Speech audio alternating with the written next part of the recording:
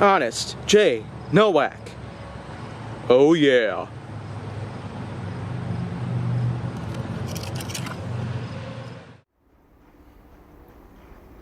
A pleasure to meet y'all at last, and welcome back to HJN.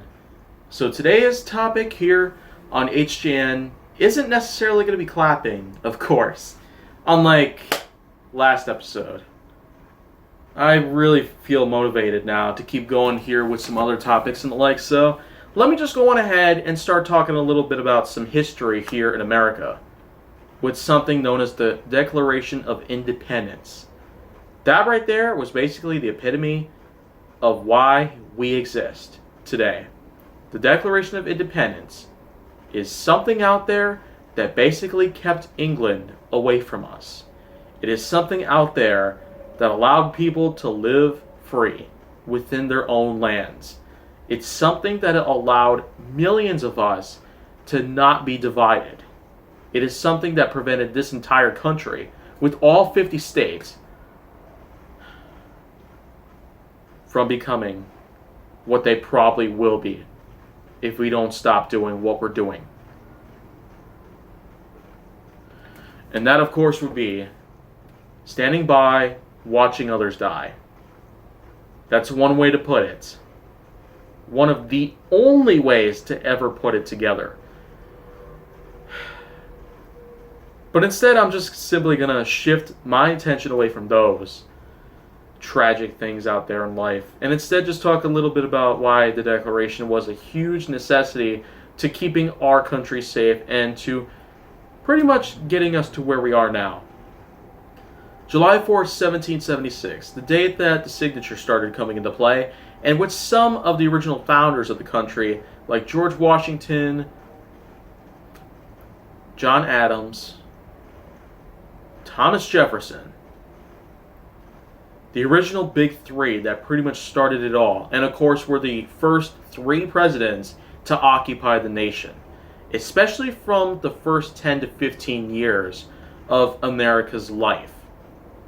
And being that it is, in fact, 244 years old and counting, the country itself is still going to be as big of a nation as possible. It is, in fact, what you might regard as being one of the richest countries ever known to exist, as well as one of the more densely populated countries ever to exist.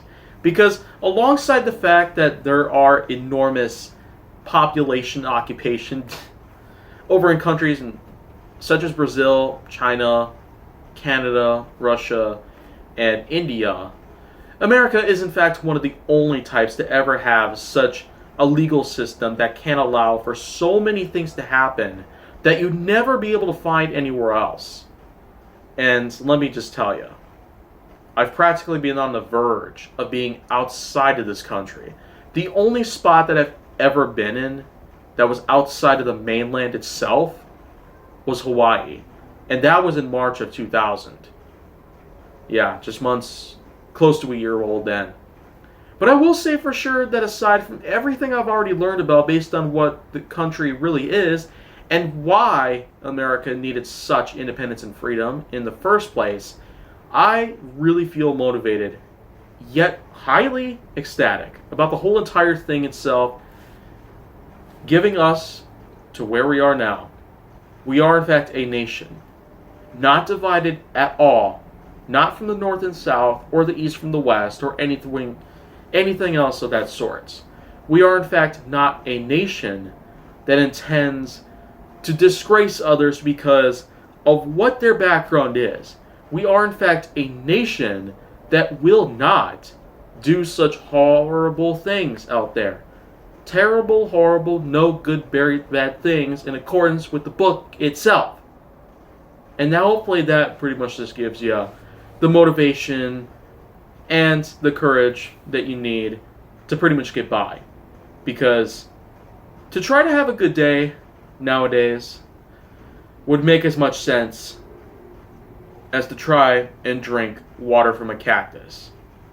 A raw branch of the cactus plant itself while you're in the middle of a Mojave Desert during the middle of August. I mean, those are some really hot times. But I guess that analogy is the only thing that I see fit to pretty much compare to everything that's been going down. The last 10 months, I'd say, they've been quite an experience. 2020, you might think it's the worst year of all time, but no. I've suffered through worse. And I could sure bet you $0.00 in American currency that a lot of other people would agree with my case. That 2020 really isn't the worst year ever to be put out in history. The books themselves should clarify them to you, or any other source of information. They will all tell you that 2020 is not the worst year of all time. So, you don't have to trust anyone who tells you about that stuff. But of course, do what you must. But of course, if you want to see more go down on my channel, then well, you might have to trust me with this. Please like, subscribe, comment, follow me on social media, and stay on the Hollywood side.